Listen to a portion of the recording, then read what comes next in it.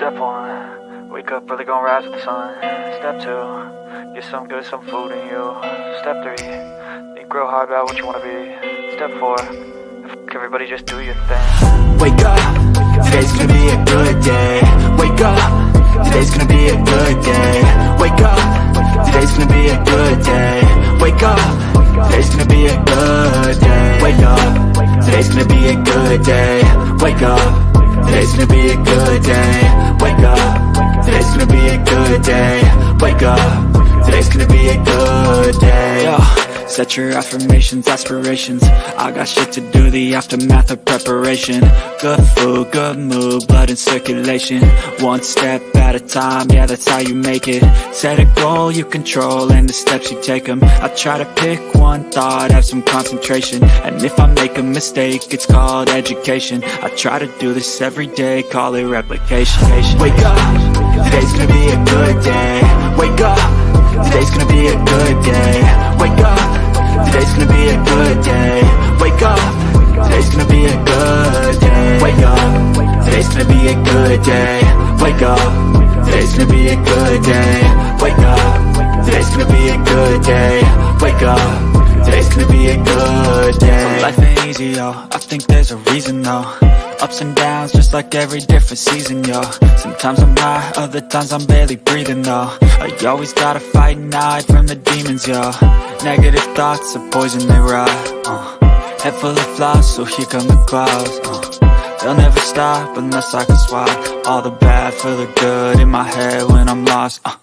Yeah, so I'ma fake it till I make it. Positive thoughts are overtaken, I got patience. One day at a time is how you operate a cadence. A flow, you grow, you show yourself a foundation. Stay away from all the shit that causes temptation. I know that I like to do it cause it's sensation. I live my life in my head like a narration.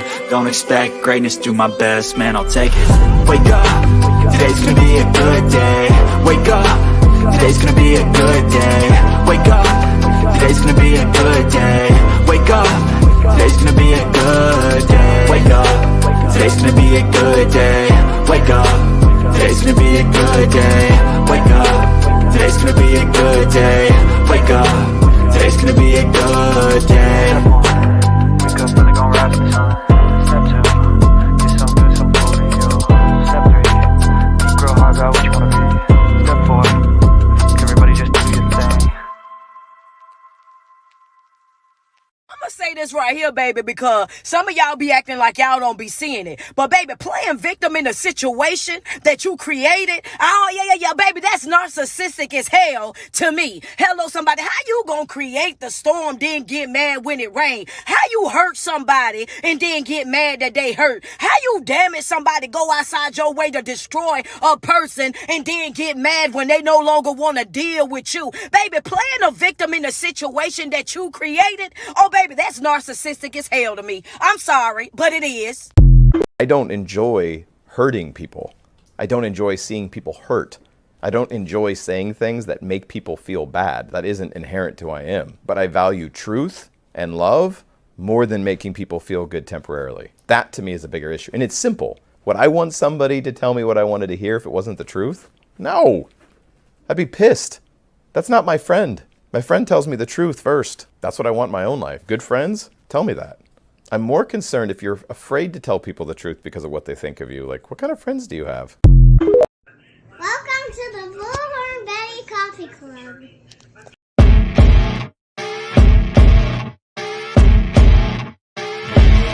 As you wake up in the morning, you want to find the latest, greatest information about criminal cases and have an intuitive conversation about the suspects associated with these cases.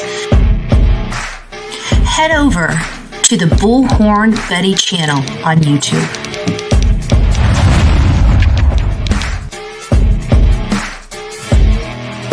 Get breaking news right here on the Bullhorn Betty channel. Welcome to the Bullhorn Betty Coffee Club. Enjoy your stay and enjoy your day.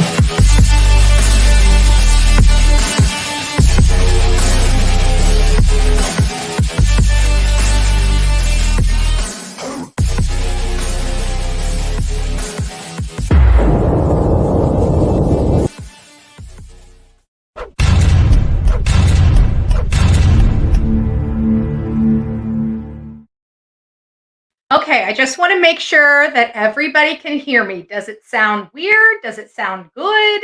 Does it not? Should I change?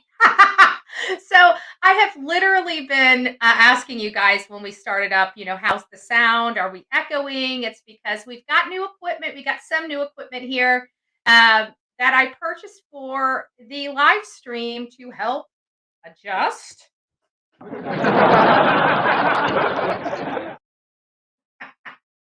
I'm gonna have fun with this. So hopefully I'm coming in really, really crystal clear. I even have an echo. Can you guys hear me echo now? Hello. Hello.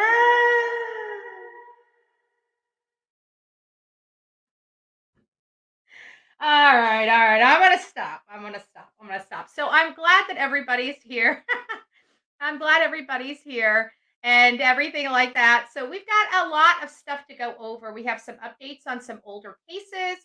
We've got some new information on newer cases. And what is this? Mhm. And before we get started, just to make sure that I'm going to, which I don't really address some things, but this is something that I've got to address.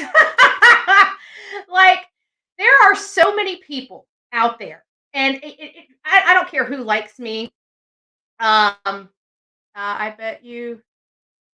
Okay, we'll get done with you. Okay, so this is the issue. Um, I find it awfully funny because people are angry with Bullhorn Betty over a whole bunch of lies that they've been told by a whole bunch of creators. I mean, outside of the fact that I've been arrested, every other piece of information about me they have gotten wrong. They have been uh, spreading misinformation about me for almost 2 years, period. Almost 2 years. And they literally go out of their way to tell their audience these horrible things about me and literally lie to their audience, lie to them, intentionally and knowing and willfully lying to their audience. No different than yesterday when someone decided to say that I doxed somebody's number. Outside of you hearing me say, "Hi, Dustin, my name is so and so," every bit of that content was pre-recorded from other stuff. So other stuff I recorded, I removed 2 numbers out of the number. I never used that number when I recorded it at that time. That is the reason why I use these things. She even acknowledged how it was pitched up. It's because the audio was different.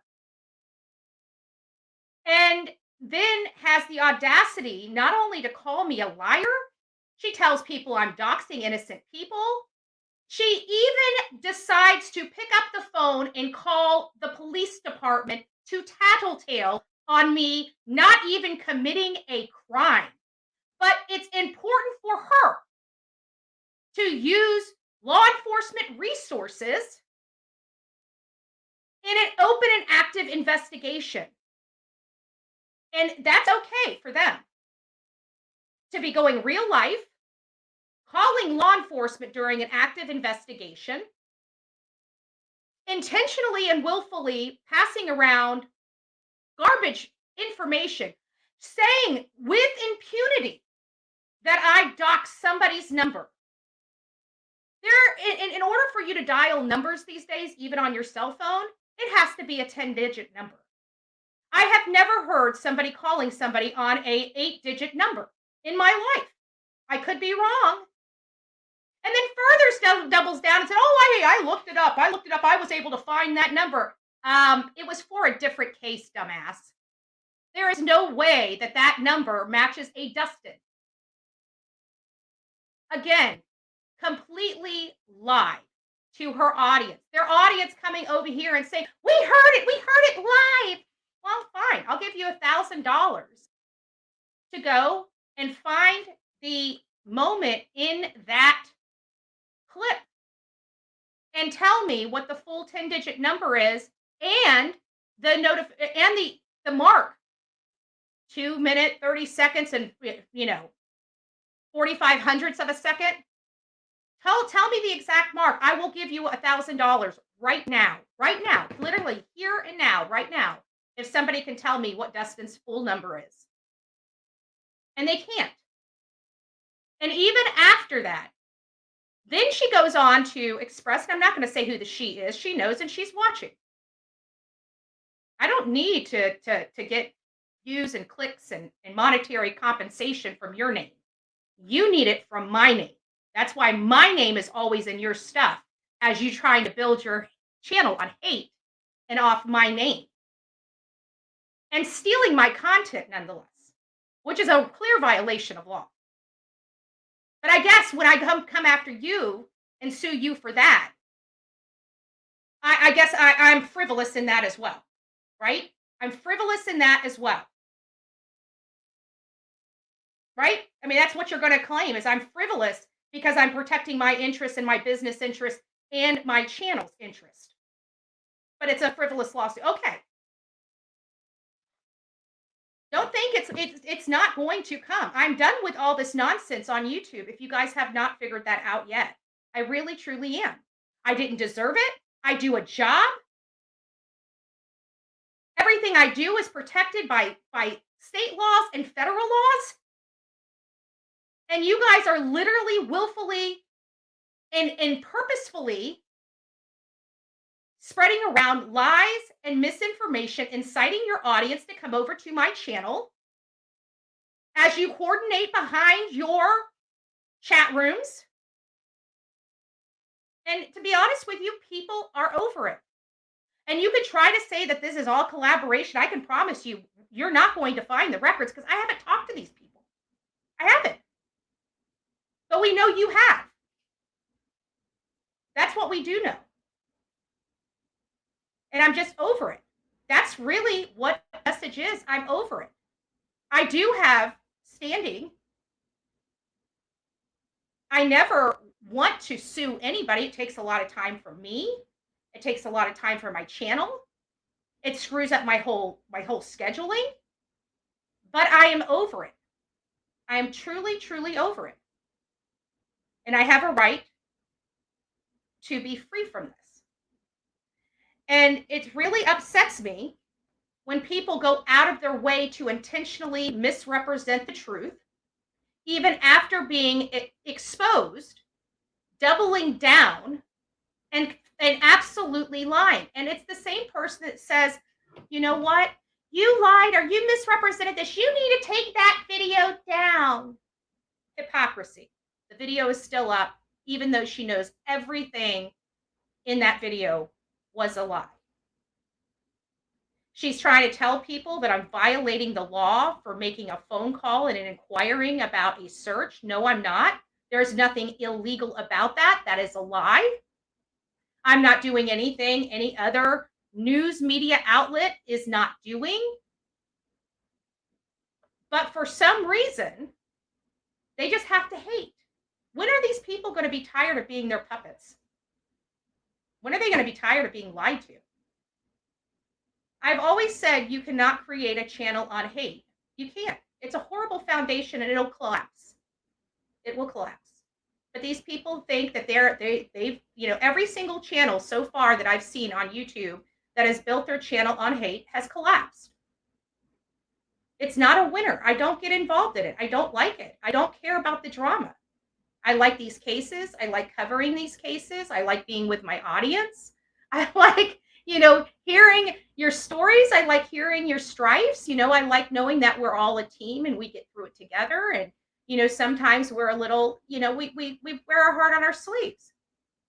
So it's nice. But I thought I should address it because it was intentional and willful. And even knowing that she lied to her audience, even knowing her audience knows she lies to them, they just don't care.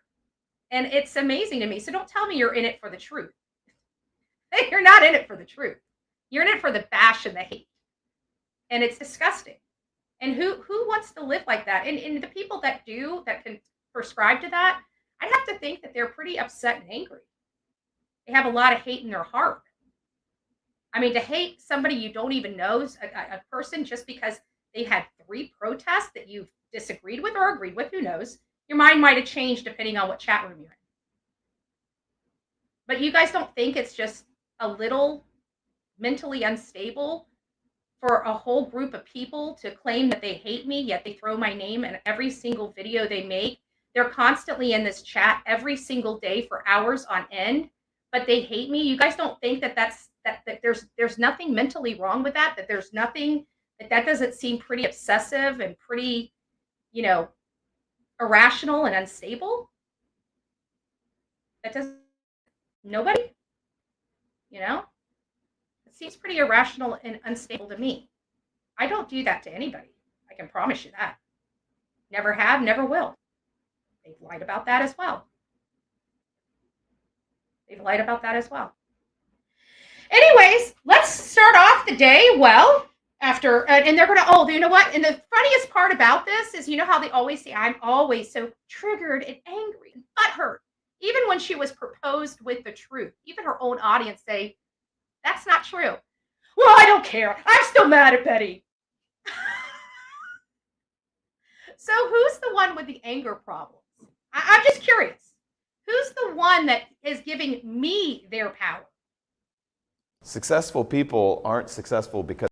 Do you know how many people say things like, they make me so angry? What do I hear? I have given my power and my emotional state over to someone else. They make me so angry? That would imply you don't have a choice in the matter. When you emotionally mature, you choose how to move your energy, which does not mean you're not without emotion, and it does not mean that you do not experience different kinds of emotion. What it means is you take responsibility and control for how that gets expressed and what you do with it. Just saying. So again, I don't have to go on an hour, 2 hour, 6 hour, 5 hour live about these people. I don't need to do it. I only need to spend 17 minutes and we're done. So getting on with things. As always, the language of letting go, our BFF, right? Our BFF at these times. Listen to this, of all days.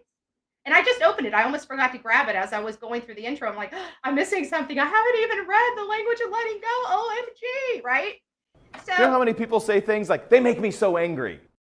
Hit the button. It hit my my space bar and it made that start going again.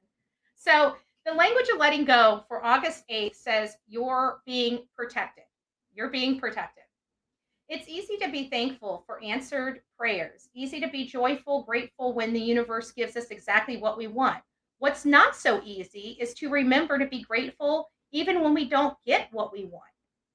John wanted an executive position in his company he worked for. He worked hard for the promotion. He prayed daily for the promotion while giving 100% of his energy and dedication to the position that he was in. But when the time came, he was passed over for his dream job.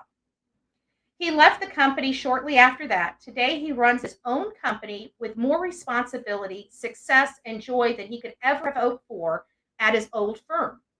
Susan is a recovering addict, wanted to date Sam more than anything. They got along great. Those times they ran into each other at work. He was charming, handsome, and sober, she thought. For months, she tried to arrange a date with him, prayed that God would bring him into her life, but things never seemed to work out. She didn't know why. He seemed so interested in her. She was positive that the relationship would be divinely ordained. She was stunned when she arrived at work one morning to find Sam had died the night before of a drug overdose. He had been using drugs and lying about it the whole time. Sometimes we get what we ask for. Sometimes we don't. God says, no, be grateful, force gratitude, fake it until we make it. God answers your furtive prayers by saying no. Take the rejection with a smile. Let God's no's move you happily down the road. Maybe you're not being punished after all. Maybe God is protecting you from yourself. God, thank you for not always giving me what I think is best for me. We all know, right? We all know that life's not easy because of a lot of bumps and curves and turns and, everything else, right? It comes with those things. So what if we just think about it? If I had literally every single thing that I had ever wanted, what would that be? What would that be? I would probably be a hot mess because at one point in my life, it wasn't a good area of my life. Can you imagine if I got everything I wanted when my life was in disarray? It was, it looked like a freaking landmine, right? So just to give a little funny commentary, we turn to Nerdy Addict. Nobody can capture. This is not from him specifically, but he captures it. What can I say? What can I say? Let's listen. Let me know if for any reason it echoes, because again, I'm trying out new equipment. The only people that know whether this is coming in very good, if it's breaking up, if it's good, if it's bad, if whatever, is you, because you guys are on the end. Even with these the earbuds in, it makes it a little, it's still a little hard. So I just want to make sure I'm not echoing. So just let me know. So here we go. Just a little commentary for your Monday.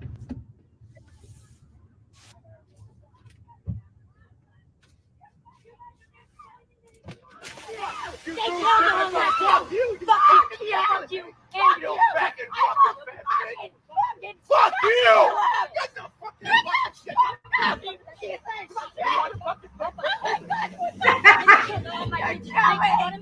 Who the fuck? Don't look at you! No one knows who the fuck you are! Something on our car! She threw something on our car! They killed all my kids! Call her! The other two are 25 feet from that shop! I found 8 kids right there! 8 children in the bushes! Then fucking get your car and be a man! Help us! Call the cops! She threw something on our car! Please! So you're gonna say what you did? Are you gonna say what you did? You didn't do nothing, right? Crazy! Oh, okay. Whatever you say, bitch. Please call the police! You guys started swerving into my car. Oh my god. Oh, dude, there's 8 kids next to that shop on your team. 8 children. 3 are mine. So guys, I mean, your day could really technically be worse. I mean, you could have stuff thrown at your car and have a big, stink. That looked like some straight. That was awful. That was awful. Can you imagine that? I know. Trash pickup lane 6. There you go. There you go, K-Main. But, of course, Nerdy Attic, he kind of trolls around the internet and he finds some funny stuff. So I was happened to be on TikTok and I saw that. I'm like, this is freaking nuts. This is wild. And that chick was mad, but that's some ghetto ass shit. I'm sorry. Excuse my language. It just is like, well, you didn't hear what she said to me. Okay, so that requires you to assault a car because you didn't like what somebody says. Great adulting. And she's talking about how many kids she's got. And I'm thinking, well, she's got like 8 kids. Isn't that what she was saying? 5 of them are hers. Well, we know we have 5 more idiots that are going to be in this country if that's what their mom is like. I mean, seriously. Right? Anyways, getting on to something a lot more important than some ghetto stuff is this precious baby boy. He's not really a baby, but he's a baby to us. And he is missing right now. There's an endangered missing child alert out there. And this is also in Tennessee. We just had another one in Kingsport with Layla that we're talking about. And this one is in Johnson County. Johnson County, Tennessee.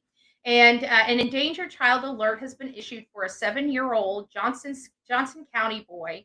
According to the Tennessee Bureau of Investigations, Emmett Tambridge Mala, I can't pronounce this, Mahala. It was just 3 foot, 10 inches tall, weighs 65 pounds, has brown eyes and brown hair. Now, Emmett was last seen wearing a dark colored t-shirt with lime green shorts, red and gray light up shoes. So he had light up shoes. So if he's walking out in those woods, every time he steps out, you should be able to see those shoes lighting up. Just FYI. Emmett was last seen on Monday riding his orange and white bicycle at the 300 block of Mill Creek Road in Johnson County. If you have any information, which is very vague, information about this young boy, and quite shocking that the information about this young boy is so vague. But either way, we want to just make sure that he's getting the attention that he needs. I know we have a lot of people that tune into this channel from Tennessee because of our work that we did on summer wells. This boy needs our help too. Now, they said these are the details that really kind of are bothersome for me. Is one, they say he's on a bike, but they didn't say if the bike is still missing. That's important to me. That's important to me. Like, I'm putting his name out here. I'm trying to advocate for him, but there are some details that are needed because that kind of gives us an idea of where we need to really be looking. Are we looking in and around from his home out? Are we looking at a possible abduction where his bike was laying on the ground and he's just vanished? I mean, there's a lot of details in this particular case that just don't make sense. He obviously left the house. He's 7 years old, so it's not like that I would expect a parent to be hovering over him. I mean, he's 7 years old. I was a very independent child at 7 years old. I played in the yard. Heck, I even mowed the grass at 7 years old at my house. So, my parents, my mom was like a hover mom, and she never hovered over me like that when I was out in the front yard. I'm sure she put the blinds back to see if I was there. If we needed to ride to a friend's house, we told mom, "Hey, mom, I'm going down the road." Mom would holler back, "Yeah, no problem. See you in a little bit." And we would go down the road on our bike. Never once, and I would think, my mother was a hover mom. I would still think that this boy would have been found if he just merely wandered off. If he just merely wandered off. So it makes me wonder what is going on. And I'm sorry, but after the Summer Wells case, now I'm not familiar with Johnson County. I'm sure I've passed through it. I'm sure I've been there because we've been all over Tennessee. But I'm not sure if I'm familiar specifically with Johnson County, Tennessee, when it comes to the crime, when it comes to, the RSO type of situation in that community. What I can tell you is that the alarming numbers in Hawkins County concern me.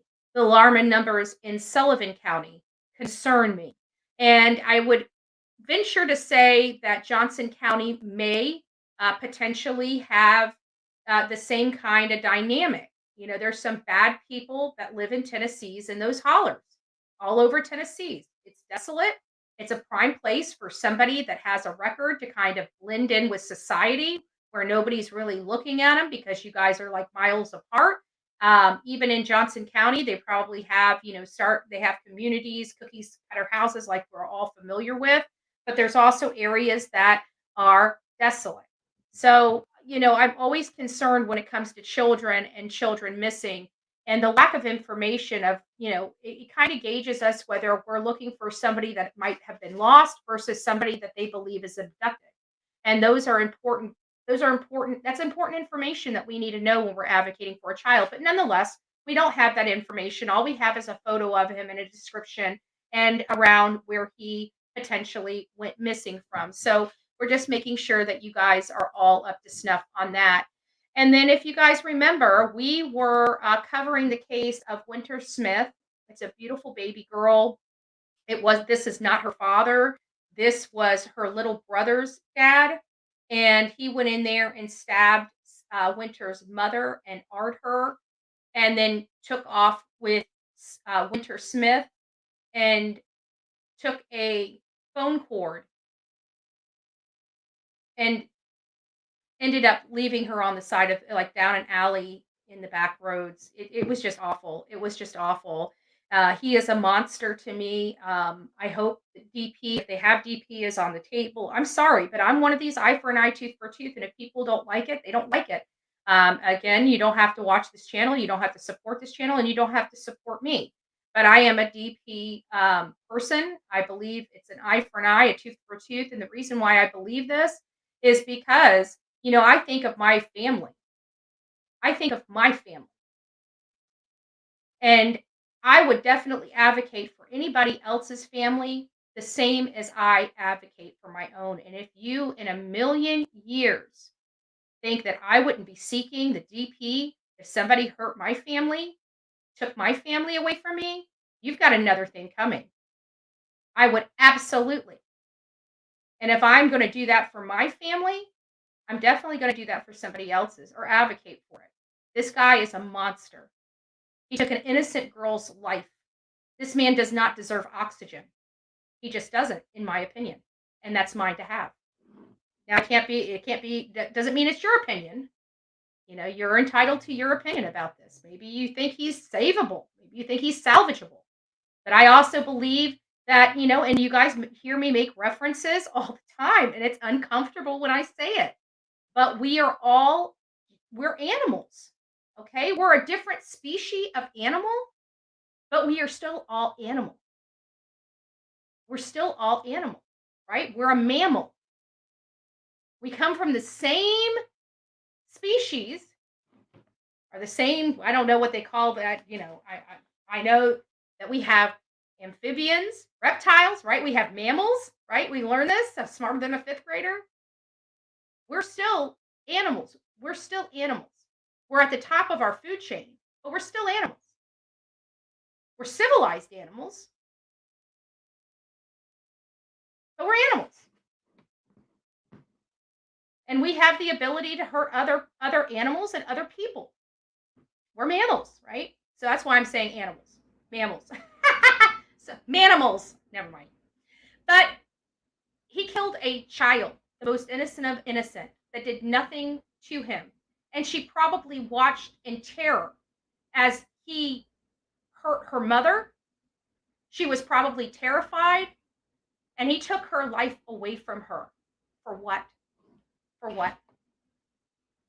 Because he was mad at her mommy? That's pretty sick. But hey, let's beat up Bullhorn Betty because she wants the animal behind bars and if he's convicted, have to face what he did to Winter. Yes, I do believe that.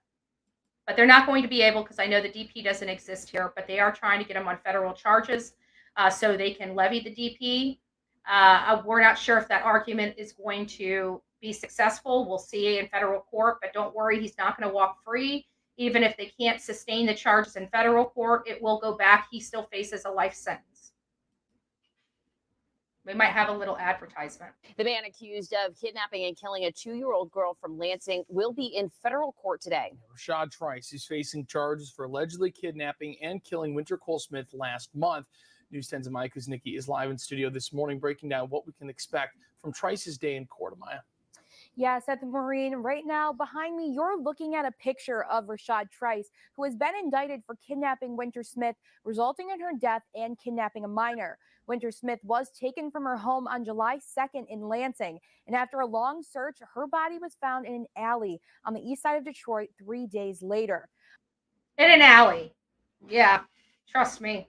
I don't think anybody's going to cry, just like Troy Driver. I don't think anybody's going to cry if they're successful. Here is actually a very good story that I it was hard with this particular case. I vaguely remember it when it happened because, again, it did happen. The actual death of the toddler happened in 2003. In 2005, she was convicted. She's been in prison for 15 years. And she was released in 2021. Now, I know you don't know who I am talking about, but I am talking about Rosa Jimenez. Rosa Jimenez, again, there was a toddler that she was taking care of that got a hold of paper towels and apparently choked on tissue or paper. But either way, it was only an accident. She never hurt this child. Neglectful, yes. It resulted in a toddler's death, but there was no intent there. She didn't intend to hurt this child. She loved this child. She cared for this child. And she was found guilty and actually had to spend time in prison. She was released in 2021, but due to other information it appears that maybe a possible appeal, it sounds like, was successful, and a new hearing, a new trial, it appears, is ordered. Now, I don't know if they're going to be taking it up. We'll read this article, but it's Texas judge. But this is kind of good because I feel like this ruling kind of helped um, right a wrong. It was wrong for them to put her in jail for that many years. It was truly a mistake, and I feel totally. I mean, a child did die, so you have to take that into consideration. I feel bad for the child's family, but again, when I cover these cases, I cover the ones that have intent, like the person actually intended to hurt the person that suffered or was killed, right? They intended to. Here, that intent is not there. And it breaks my heart that she had to go through this. Good people do bad things, and it does happen. But anyways, I just thought this was pretty good news. A Texas judge dismisses a murder charge on Monday against a babysitter who served 15 years after being convicted of the death of a toddler who choked on a wad of paper towels, which medical experts later concluded was a result of an accident and not intentional. Rosa Jimenez has been out of prison since 2021 after a judge ruled that a new trial was warranted at minimum. Earlier this year, the Texas Court of Criminal Appeals ruled that false testimony in her 2005 trial entitled her to relief. So false testimony is what overturned this on appeal. That led the state district judge, Karen Sage, granting a request on Monday to dismiss the original charges against Jimenez, who was babysitting 21-month-old Bryan Gutierrez when he choked and died in 2003. So for the past 20 years, she has fought for this day, her freedom to be reunited with her own children. So you guys see that this was a sad case. It was a bad situation that was compounded due to people presenting false testimony at trial. That's why, and I hope whoever did that is charged with perjury. If they were tampering with witnesses, that's a felony in almost every single jurisdiction that I know. And that means just talking to them, saying, hey, don't tell them this, tell them this. You've just committed a felony. You've just committed a felony. If that person could be construed as a witness or a juror, you've just committed a felony by saying, hey, don't tell them this, tell them that. Maybe some people don't care. They're already criminals, so they don't mind tampering with witnesses or saying things under oath that's false. Perjury. And we're going to start glossing through these. I know I'm already at 40 minutes. I started early just so I had time to get through all the stuff before we got into the meat and potatoes. And guys, this case, you guys know I didn't do an in-depth detail investigation or investigative report on Oakley Carlson.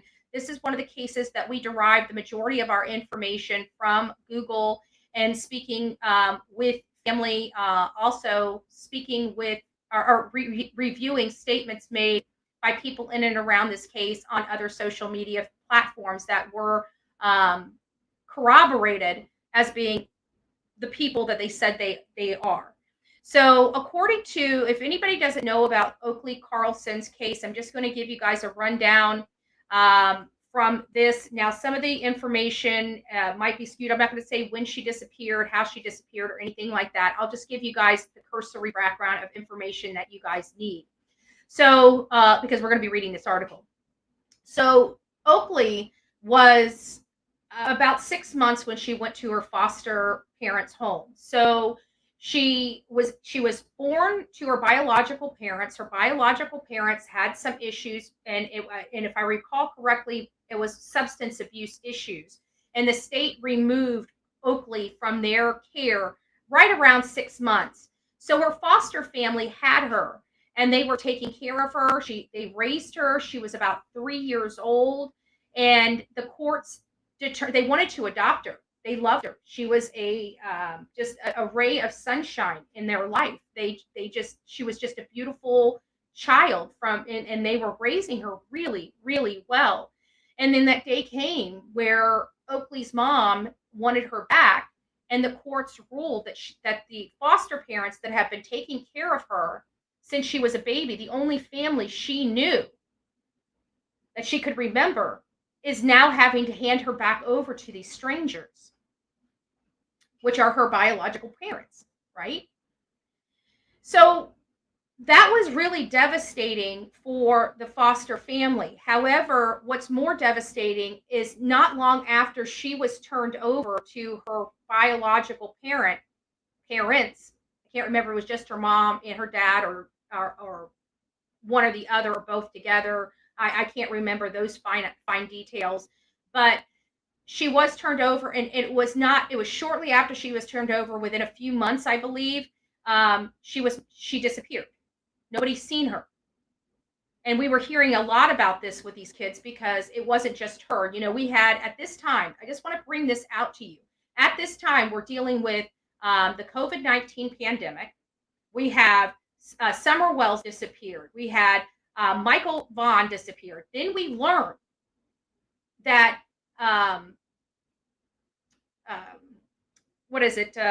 McKinney and Montgomery were missing years ago, but they were just coming to the forefront of being missing then, even though nobody knew about it. And then right on the heels of that, we're learning about Oakley Carlson. Or it may be we learned about Oakley Carlson and then we found out the other two.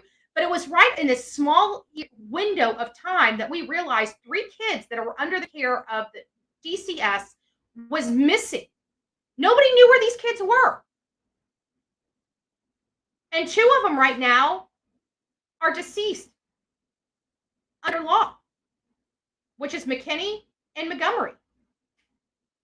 Harmony and Serenity. I couldn't remember what Serenity's name was. Harmony and Serenity. They're deceased. She was one with them. I was covering Summer Wells, Harmony Montgomery, and Serenity McKinney.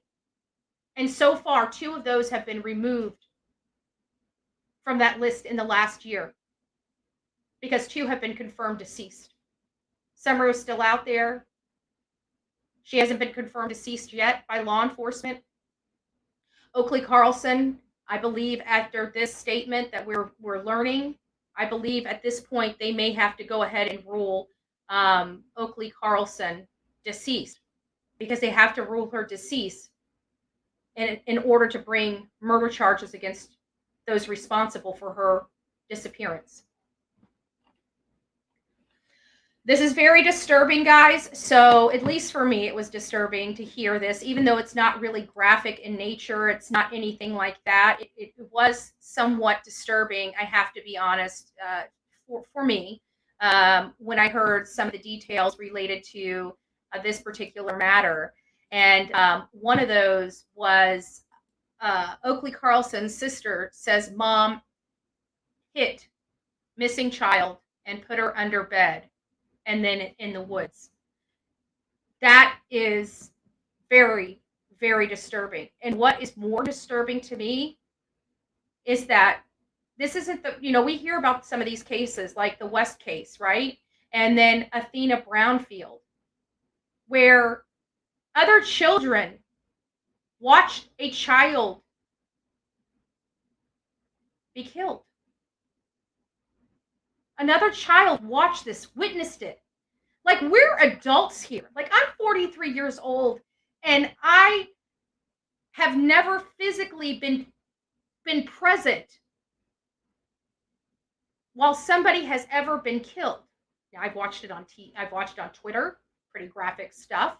I've watched it on social media, but I've never physically, at 43 years old, seen that, and nor do I want to, by the way. Let me put that disclaimer out there. Nor do I want to. But to think of me as a 43-year-old woman, middle-aged woman, and I've never experienced that. And these children that aren't even 10 years old are watching their siblings be killed in front of their eyes and stuffed under a bed. I've got a problem with that. Got a problem with that. Newly disclosed court documents reveal that missing Washington girl Oakley Carlson 5 has been confined in a secure cell beneath the staircase before she vanished in 2021. According to Fox 13, investigators interviewed Oakley's 6-year-old sister in 2021 after reports that she had not been seen since earlier that year. The sister told investigators that after Carly started a fire in the family's Oakville home, she was beaten and put under her mother's bed and then in the woods. A Crime Online previously reported Oakley was reported missing after deputies arrived at her family's home on December 6, 2021, to perform a welfare check at the request of Oakville Elementary School principal Jessica Swift. Oh, yeah, that's another thing. That's a whole another story as to how they found her missing. And it was in, I mean, it'll go through it in here. Swift said the first time she noticed something odd was when she brought supplies home to Oakley's parents, Jordan Bowers and Andrew Carlson, in December 2021. So it was both the parents, it was her biological mother and her father, following a house fire that destroyed a lot of their belongings. So according to, we knew about the fire because I remember hearing that, but it was, but I never made the connection because it almost when we were hearing this before, it almost implied when the teacher came over that she might have been gone for a significant amount of time after the fire. Well, according to her sister, apparently it was Oakley that set that fire. So when people were already helping her, she was already deceased. That when people were coming forward to help the family, they had just killed her. From what I'm reading here. Jordan had to let us know that there was a fire, so I had to go out and check on them and offer support and drop off supplies from the school right after the fire. I saw all the other kids running around and playing, and I didn't see Oakley. I thought it was a little odd. I asked if she had been there, and they told me she was in her room in timeout. After 2 weeks later, Swift returned to the home and again didn't see Oakley. Later, Oakley's sister went to Swift's home for a play date with Swift's daughter, and that's when Swift learned Oakley had not been seen in a while. And that's what almost implied that she wasn't there when the house fire was set, almost like she was gone. But now we know, according to the reports coming from law enforcement, that her 6-year-old sister say that she accidentally is the one that set the house on fire. On a play date with my daughter and Oakley's sister, I asked questions about Oakley, Swift told News Nation, and it came over the course of some questions that Oakley wasn't living with them anymore. I can't describe the feeling I had at that moment sitting on the couch with that little girl when she said that. Swift said that she immediately contacted Gray Harbor's police and made a report. When the police searched the home, they saw no signs of Oakley have ever been there. Oakley's parents had been both denied anything happening to her. And this is the report. Oakley's sister told investigators that Bauer told her not to talk about Oakley, who had gone out into the woods and had been eaten by wolves, according to court documents. Another sibling confirmed to police that Oakley had been physically abused. Meanwhile, Oakley's parents remained behind bars on unrelated charges. Earlier this year, Bauer was sentenced to 20 months after pleading guilty withholding medications from her 6-year-old daughter. Carlson was sentenced to a year in prison for charges involving the same daughter. No one has been charged with Oakley's disappearance, but Bauer and Carlson remain the prime suspects in the case. So just a horrible, horrible, horrible realization for Oakley, and I have a funny feeling they're going to be calling it soon. And lastly, we will be touching on this case in Maryland. Rachel Morin from Bel Air, Maryland. It seems very, very hinky and suspicious. The issues that surrounded the case. And so Hartford County Sheriff's Department, this is the second update that they provided. They said at approximately 1:07 p.m., a female was located deceased off Ma and Pa Trail in Bel Air. The identity of the victim, as well as the cause and the manner of death, are under investigation. We ask that since this is a very active and ongoing investigation, please refrain from posting any details you may know or guess on this post. So they're basically saying, You guys can conversate about this, but don't do it on our official post. So for those that are out there, unless you have concrete information, true information, or you don't know if you may or may not have information, you reach out to the Harford County Sheriff's Department. Please don't leave any speculative posts on their official post. They're requesting that, and they do appreciate it. Following by thank you. It says an update. Rachel's car was located in the William Street entrance in Bel Air. If you are walking the trail this morning and seen anything suspicious, please call 911. When I hear that, okay, I want to break this down again. I'm going to read what they're not telling you here. It says if you are walking the trail this morning, so they're speaking of the morning that she went for the walk or her body was found, they're asking if anybody had seen anything suspicious. If this was a heat stroke, a medical emergency, a medical issue, then we wouldn't be looking for anything suspicious. So with them already saying something suspicious, it leads me to believe that there's more involved in this death than just her walking and being found on the trail. She might have been AR'd. She may have been assaulted and killed as a result of either one of those things, a robbery gone wrong, carjacking, and of course, you always have to think if she's married or has a significant other, that it could potentially be a spouse and a setup. We have to look at that. I've already heard some things, so I already kind of have an idea, which avenue this is appearing to go down. But either way, we still want to keep to the facts. Please help locate Rachel Morin, 37. She was last seen around 6 p.m. on Saturday, August 5th. So they're looking for anything Saturday, August 5th to August 6th, I would assume, if they're talking about morning time, if anybody had seen anything that morning, anything suspicious that morning. It also may be that the time of death might be off. So they may, it may be saying that she was told, they were told she went and was seen around there at 6 p.m. and then, realized that this person has been there a lot longer than that. And that couldn't be the, possibility. But I don't know. That's all speculative, just to let you know. Just throwing some possibilities and different perspectives out there to get the, the juices flowing in the brain. So that really is it. And there she is. Seems like a nice lady. We don't know what happened to her. But it definitely belongs to her. And the boyfriend breaks his silence. So Maryland, here's where some information is coming out. Maryland Police Department have confirmed the body found along the hiking trail of that of Rachel Morin. Morin was 37. She was last seen heading to the Mom Pop Trail in Bel Air around 6 p.m. Saturday night. She failed to return home, and her boyfriend reported her missing. On Sunday morning, Morin's vehicle was found in a parking lot at the entrance of the popular walking route.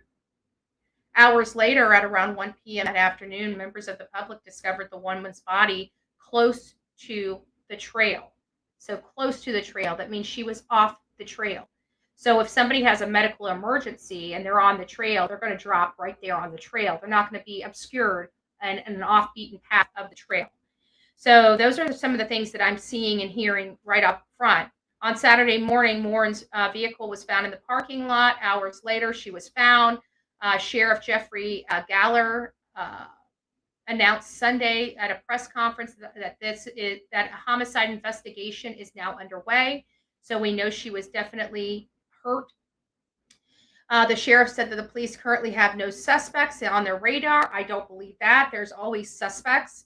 Even if it's family, even if it's the boyfriend, even if it's friends, there's always immediate suspects that come to the very top that are cleared. Some of these people are cleared almost immediately. Some people take a little longer to get some information, and then they'll eventually be cleared if they have no wrongdoing in the case. In a Facebook post, Morin's boyfriend, Richard Tobin, denied any involvement in her homicide, saying he would never do anything to her. So I don't know. I did look at some of the videos and stuff. They did seem, which we don't know what goes on behind closed doors. I mean, look at Maddie Kingsbury.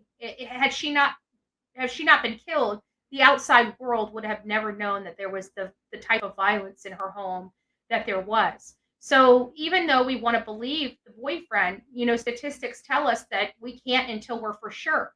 That's what statistics tell us. That it is most likely somebody that knew her. With her being on the trail in Bel Air in Maryland, could there have been, this world's a crazy place? Could there have been somebody out there deranged and on drugs? Yes, that's possible. Could it have been somebody that was actually out there preying on a single woman to be walking alone on the trail? That's also possible. So there's something there. I haven't seen or heard of law enforcement, looking for the the um, the timeline for a specific person, which when we start hearing that, we kind of know who they're looking at, but we haven't heard that yet. So far, this is a homicide investigation. Something happened to her. She was killed out there in the bushes, and they are starting to come out with a little bit more information, a little bit more detail. And of course, as you know, the press conference was yesterday. So, an update, police confirm the body belongs to her, and we're just going to listen to this.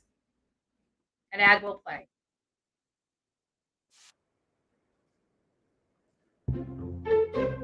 Investigators in Harford County, Maryland, discovered a woman dead off a popular trail. The sheriff's office reveals 37-year-old Rachel Morin went to the Ma and Pa Trail in Bel Air last night. Her boyfriend reported her missing when she didn't return home. The identification will need to be confirmed by the medical examiner. Deputies say the trail will be reopened with extra security as they look into the homicide. And we have to, guys, we have to be careful because we know we are women. I mean, even men need to be careful. Let's be honest. This day and age, we need to take our personal safety. It needs to be a top priority for all of us. It should just be a top priority for all of us. Not being alone. There's a lot of us that are so independent, so extremely independent that we don't think of risks. We're living our life. We don't think that there's somebody monitoring us or watching us or wants to cause harm to us. But we are women. We're, in more so than not, we're smaller than many men. Men can be very strong, much stronger than we. Their bodies build muscle biologically faster and bigger than the most women. Now, does that mean every woman doesn't has a petite or feminine body style? Of course not. That's not what I'm stating here. But what I'm saying is that we fall victim to prey, especially when we're alone. So I'm not saying that you need to have a buddy system. I'm not having a buddy system at 43 years old to go to the store. I get that. I'm not doing that either. But what I can tell you is just start being cautious. This day and age, if you are a female and you do not have pepper spray or something on you for protection, you need to get something. I personally, for people that are, that don't know how to defend themselves, I mean, for me, I don't want to have to defend myself either. I prefer having pepper spray that shoots at an angle. But you want something that shoots far away. And quite frankly, they actually make sticks now that are like the stun guns, but they only shock them when somebody tries to grab the bar. Isn't that neat?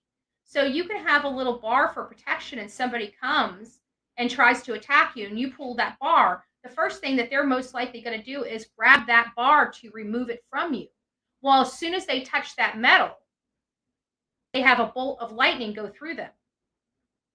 So even something like that, I just think that women, we need to be cognizant and we need to protect ourselves. You may have the biggest, coolest, teddy bear, but Rambo guy in your life. But when you're alone, he does nothing to help protect you. So protect yourself, find ways to protect yourself. Always look around you before even unlocking your car. If your car is accidentally unlocked, check the back seat before you get in.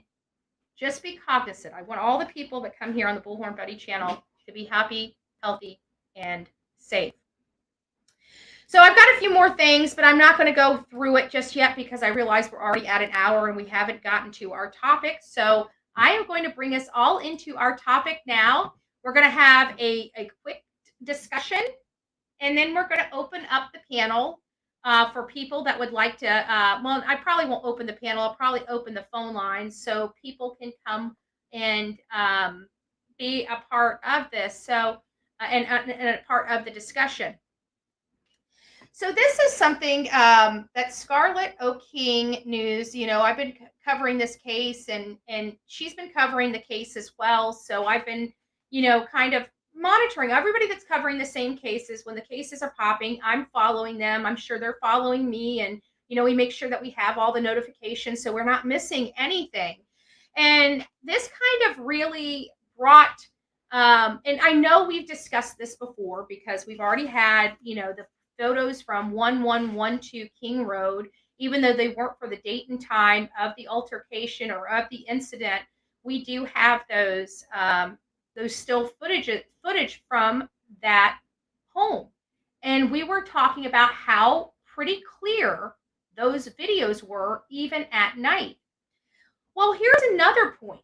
And I've actually looked into this, and I think I got sidetracked, or maybe I did bring it up on one of my lives and just forgot it, but it was about the traffic cameras.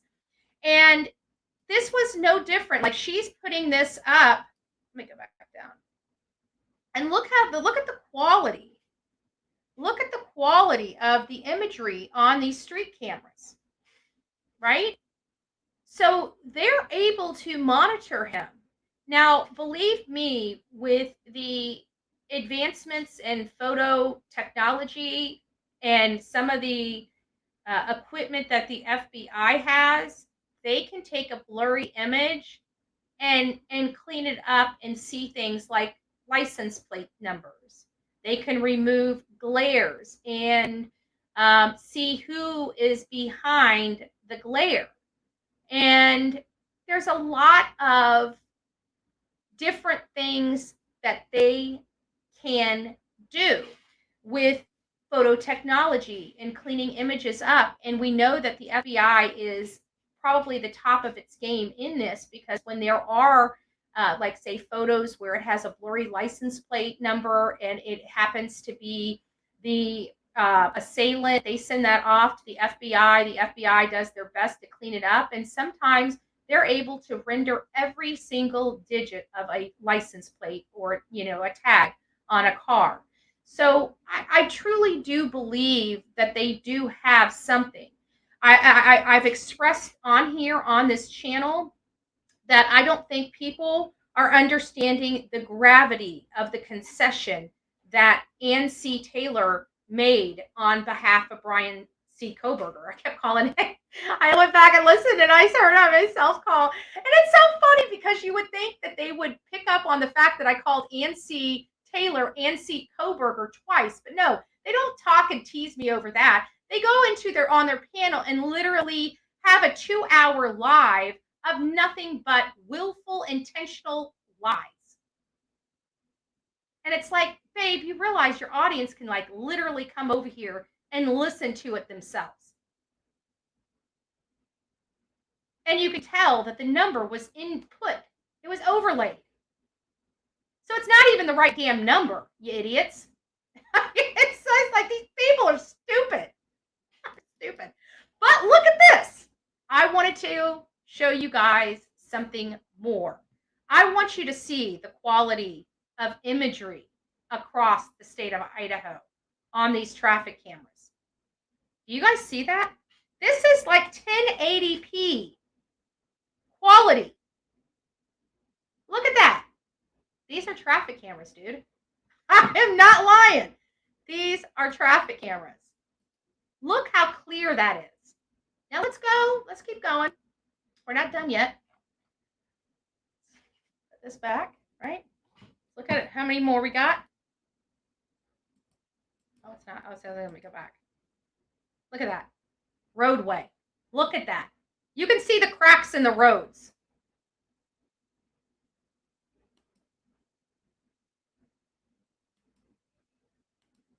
So it's pretty interesting. It's pretty interesting. So they have a lot of different stuff on here.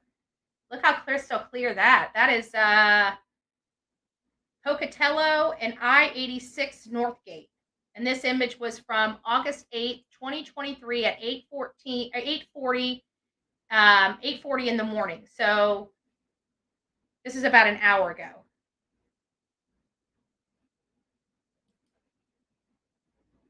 Tell me that is not crazy. And they've got hundreds of these cameras.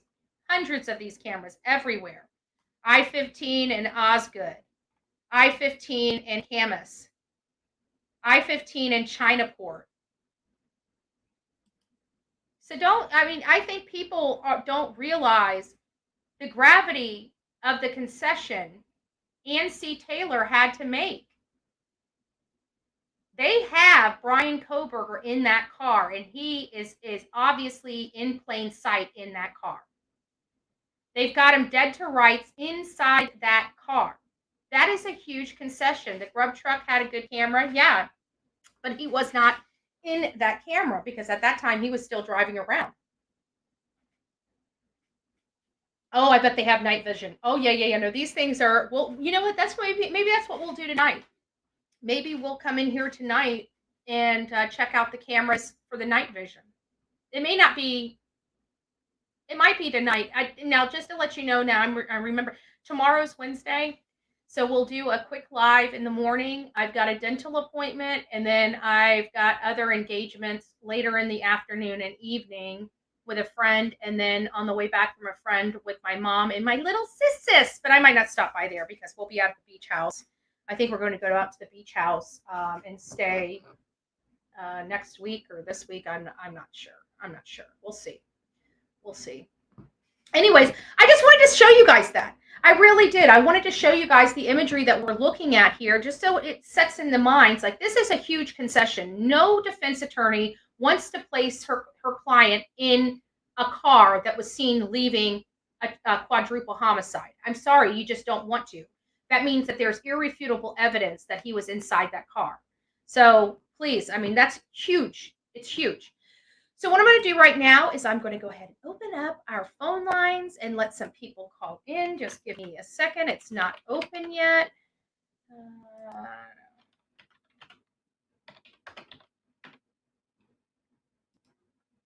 Let me take this off and put me back on. Let me turn my camera off so we don't have any issues with audio. I find that it's so much easier with bandwidth when it's the thumbnail on when I'm using the phone.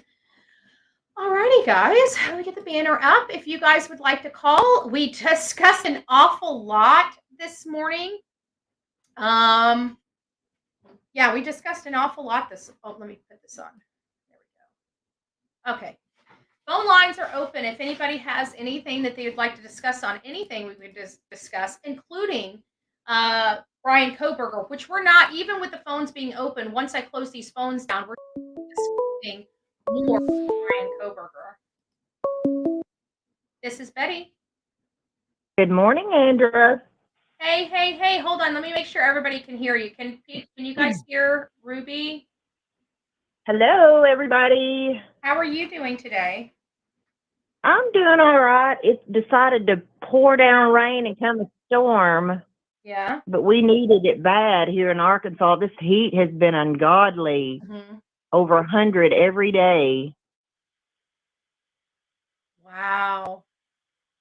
And my daughter, she's feeling better. Still trying to get the swelling down out of her eye, but she's doing a lot better and everything. So. Well, that's good. And I was thinking about your daughter, and I always try to find that silver lining. And I just, without knowing what all really happened, I know she was hurt. But then I started thinking, the 20-some stitches, and I just thought, but thank God it was only 20-some stitches. It could have been so much worse. If she got 20 stitches, I can only imagine it must have been a very terrifying experience. Yeah. What happened was her airbags didn't deploy. Oh. And she had a rhinestone steering wheel cover Mm-hmm. on her steering wheel, full rhinestone steering wheel cover. So her face hit that rhinestone steering wheel cover. That's what messed her eye up. Wow. Yeah, And I didn't know that in vehicles, there are actually sensors that are in the front of your car and your engine that are supposed to deploy those airbags automatically. And I learned of that when we were putting my ex-husband's car back together because we owned our vehicles, but we were so broke we couldn't afford the whatever it is that co-payment or whatever, the deductible. uh-huh. And so we ended up doing the work ourselves because we received the check ourselves. And that's when I realized how important making sure that those sensors were in the right spot because that's what deploys your airbag. So if those didn't go off, Yeah. she got injured, even if the car is older, she might have some, she might want to go see an attorney about that because anytime. Yeah, we talked about that. Mhm. Because she's not had the car long, and she bought it from a car dealer, and there's a lot of lemon laws and stuff now. You can't, these car dealerships can't just sell you a lemon piece of junk anymore like they used to. Right, exactly. They really stepped up So the plate there. She wants to know why the airbags didn't deploy, because even her phone immediately called 911 because it was recognized as being in a car accident. Unbelievable. Yeah, she needs to check that out So because I mean that's a safety feature and I'm pretty sure they're required to have the safety features working properly. yeah, that's kind of all goes in with the lemon laws and stuff we have here in Arkansas and stuff. Mhm. And Um, also look at the but Magnuson-Moss law as well. That's related to um, warranties, breach of warranty. okay, yeah, that's something she wants to definitely look into. Even though the wreck was deemed her fault, still them airbags should have went off, and they Exactly. didn't. So. Yeah. But no, I just wanted to call in a minute. You were talking about the haters this morning, and I actually talked about that on my channel yesterday.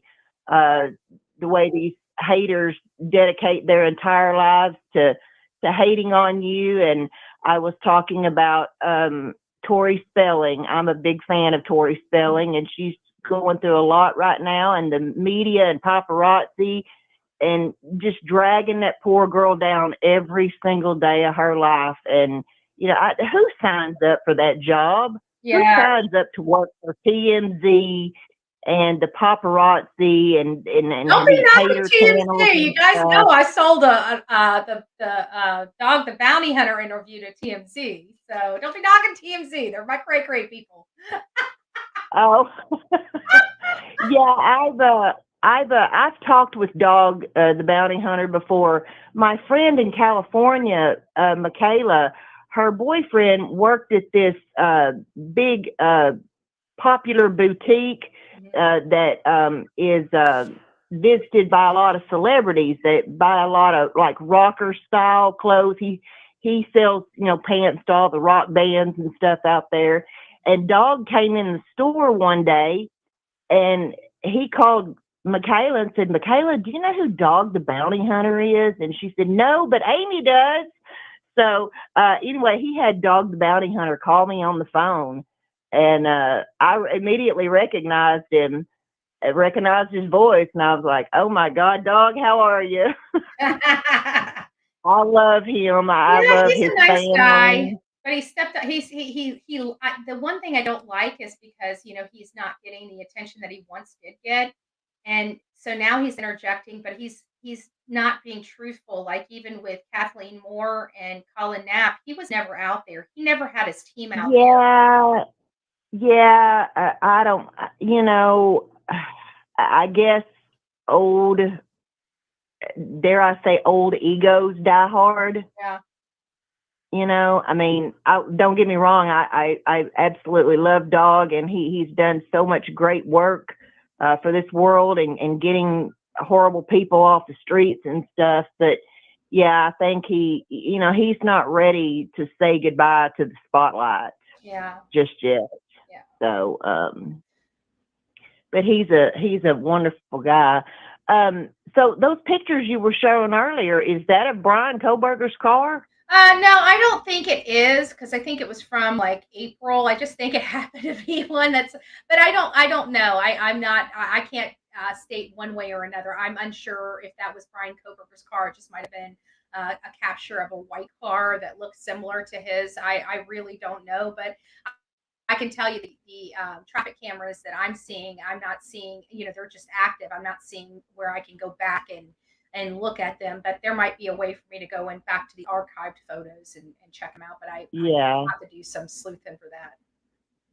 Yeah, that'd be definitely be interesting. I mean, I guess so. He just says he was just out driving around with no intentional purposes of Pretty much. where he was going or what he was doing. Yeah, hold on. Let me pull. Actually, if I pull it up, then I'll kick you off. So hold on. Let me read what it says.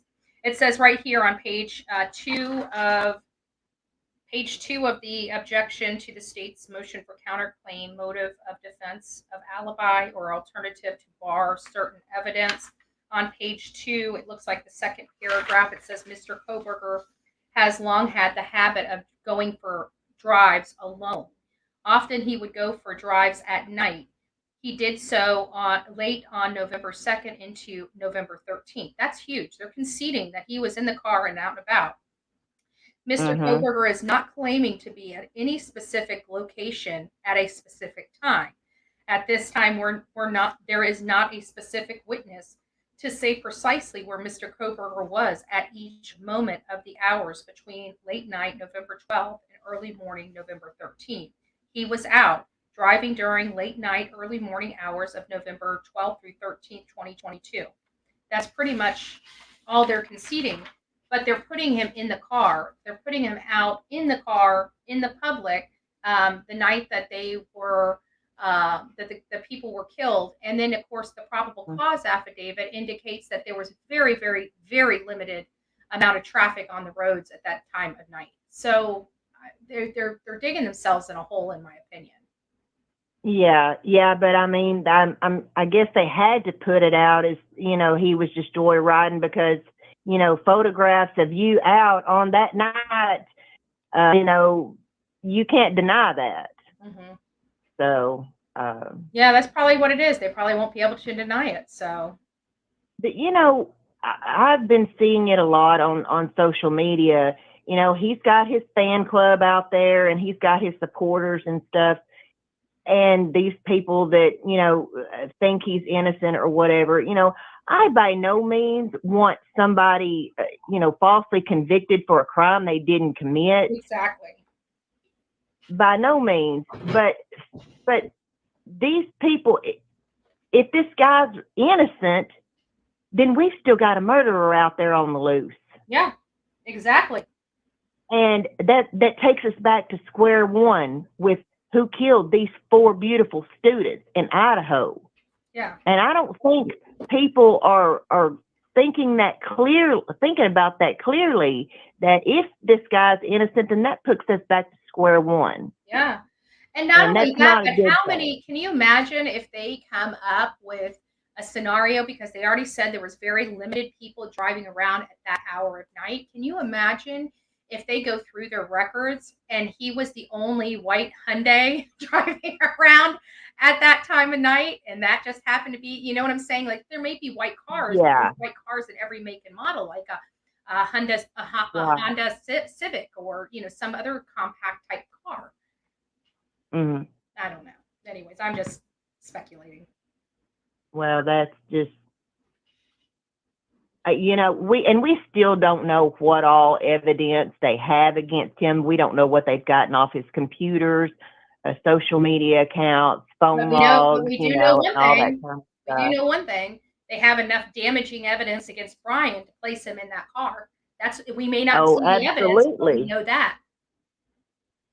Yeah, that we do know, and so you can only imagine there's got to be more evidence that we have no clue about. No true. They got And when they strip those hard drives, they will go through and find every little keystroke you make. I have an old boyfriend that is a detective in Louisiana, and that's what was his job, was stripping hard drives. But he couldn't fix the sound so we could hear the music that I put on our high school reunion DVD. He didn't have a clue how to fix that, but he said, I can strip a hard drive.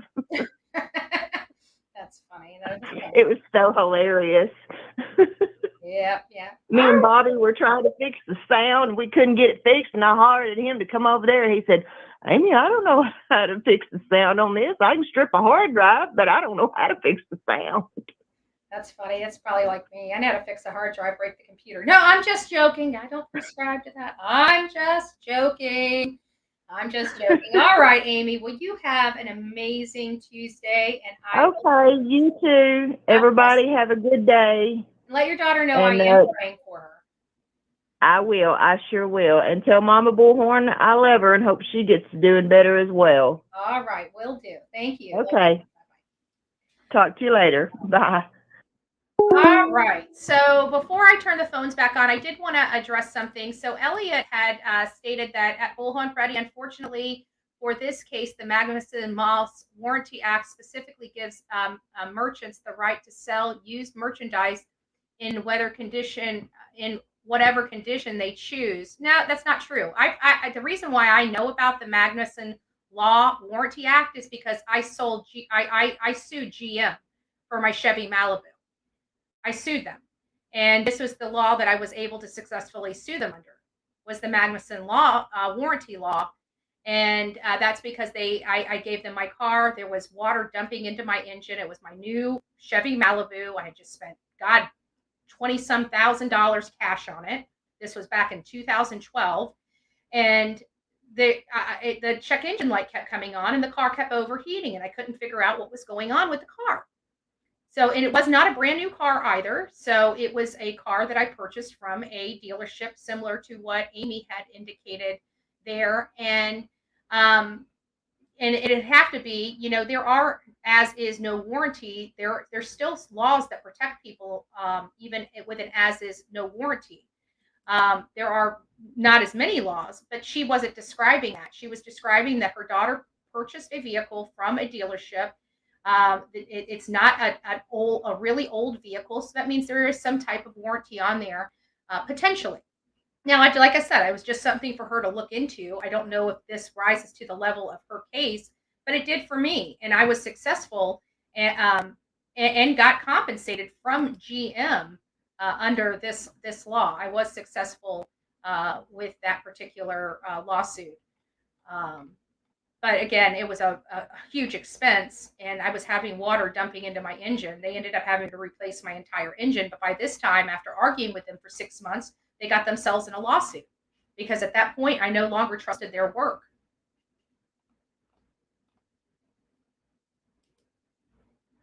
I can't believe you're actually familiar with Magnuson Law Warranty Act. Most people haven't heard of it. But I was a used car dealer for years and years. I've been studying the laws for years. Well, that's I am. You got to remember, I did go to college for this stuff. So you sued and had a legit claim under the. Yeah, I sure did. I was successful. Not only that, but under this law, they're required to pay my attorney's fees as well. So the money that I got, they paid the attorney's fees, and I got my money. So it was pretty. It wasn't too bad. So, anyways, I'm turning the phones back on I know there was other people calling in. So if you guys would like to call in, I just turned the phones back on. But I did want to address that. Yeah, I've been successful in that particular argument. I mean, I didn't get a whole lot of money. I think it was only like $2,500 or $5,000 or something like that. And it was many years ago. It was back in 2012. I don't remember all the details, but I remember the lawsuit. Well, good morning, Karen. How are you doing? Oh, how are you? I'm hanging in there. Before I get to Bryan, did you hear about Adam Montgomery's sentence? Oh, yeah. I forgot to tell people. So Adam Montgomery, what was he sentenced to? He was sentenced to like 30 to 65 years. Like yeah, he has to serve 30, but he's got up to 65. But the judge put a lot of things on. They put he's gonna have drug testing in jail. Any kind of trouble he gets into jail, he can get to 65 years. He can get the added time. So she put like Oh, I really love this restrictions on judge. him. But he spoke at the sentencing. He got up and spoke. And he said, "Oh, I love my daughter, and I didn't do anything to her." He And was violent. He was violent, and he's vile. yeah, You know, no. trying to say that he loved his daughter, that he I don't only knew doubt for what. people that are on drugs. They have that that short fuse. You know, I don't doubt that he loved his daughter. You know, there was a point that you know, he actually tried to make contact with it. I'm sure at the beginning, his heart was in the right place. I don't want to take that away from this man because you know he didn't have to try to come back into her life, and he did. So that tells me that he was missing his daughter. He wanted a connection with his daughter. I think the drugs just screwed up his head so much, and he couldn't handle the child. The potty training aspect of it or how to deal with it. It just enraged him because it was that was where they were sleeping, and I think Yeah, that what you know he just didn't know how to handle it. But either way, he was still a violent person that should not have been around a child, and he was on such significant drugs that hair trigger anger fits of anger and rage is what killed this young girl. I truly believe that. I never thought that he hated his daughter. I mean, he obviously took her in. He had other kids. He had a, you know, he obviously at some point gave a damn. It just at some point he just stopped. yeah. Well, in my opinion, I think he only had spent like under 40 hours with her entire life before he got her. And I think he took her in just to go against the mother because the mother was fighting in court to let her go to anybody else. The one that adopted the brother, she wanted Harmony to go to them. Yeah. And I think it was just out of spite to go after the mother, Mm-hmm. you know. But he was in court, and you could see this guy's just arrogant. You know what I mean? He was giving the DA dirty looks. His facial expressions, his behavior was crazy. He's just an angry person, and I'm glad she threw the book at him. Mm-hmm. I really am. And I don't know if you heard about there's a case in Georgia. They just arrested the husband actually. She went missing almost 2 weeks ago. Is it the mom of four? Yeah, isn't that tragic when they heard the gunshot? Amani? And yeah, they found the car all torched. Well, they found and the husband, you know, did get arrested. Yeah. I think yesterday. I believe they arrested him. Yeah, crime don't pay. Neither does murder. Yeah, that was an awful one. But on the Bryan thing, with this so-called, I don't call it an alibi, but the way they said how he likes to take drives at night, not just at night, you know, he likes to go out at the middle of the night and drive. I think they're just trying to cover up for the supposedly dozens of times that he was stalking him outside that house. Oh yeah. They're gonna have to try to explain that, and I'm starting to see now that they're objecting to some of this stuff. I'm starting, you know, their trial strategy is starting to form ever so slightly. So I'm starting to see the direction that they're going. I'm starting to understand that they're getting some damaging evidence into them, that they're having to concede on certain things. They don't want to be arguing about factors that are going to be proven legit. So they need to start focusing on the stuff that state can't prove. Exactly. But I mean, that's they're gonna play very dirty. Yeah. You know, they're just gonna go after everybody. You know, all this evidence that comes in. It's gonna be another like O.J. Simpson, you know, case, pointing the fingers everywhere else but where it needs to be. But I think the more that we're finding out a little at a time, the more that he's not going to get away with this. I hope not. I really do. I hope he doesn't get away with it. Yeah. But I know I have this gut feeling now that their defense strategy is kind of starting to take form. I can already see what their options are now available to them. And it's not going to be good. They've got to point the finger at somebody else because they're not going to try to say that he may have broke into the house and somebody came in after him and killed them. They're not going down that line just yet. So they're going to have to put this on somebody. They're going to have to point the finger at someone. Yeah, exactly. So they're going to go after, the detectives and forensics and all that stuff. But I don't think. I mean, they, as I learned in the Milani case and other cases, you think I've watched that case from day one, and not Milani. I'm sorry. Letitia's Gannon's case. Yeah. I watched that from day one, and when it goes to trial, it was like, boy, I thought I knew so much. There was a lot I didn't know. Right. That Right. they actually hold back a lot. So there's a lot that we don't know, and we're not going to know till And trial. it's a massive amount. Like we think we're getting a lot, and when we finally go to these trials, we realize just how limited information, even with all of our sleuthing and investigating, how limited of information we truly have. Yeah, I've been watching. Actually, there's a channel out there that has all the phone calls from Letitia from when she first went to jail. Boy, you listen to that; it's very telling. Even her and Holly, it goes all. They do a little bit at a time because there's so many hours and hours and hours. And you listen to, and she was totally wasn't no mental issues. She was talking normal. She was fine. She wasn't any other personality, And her and her daughter, and then it goes up to like the day that they found Gannon, and then when Gannon was when they found out that Gannon was found, what they were talking about. It's pretty interesting.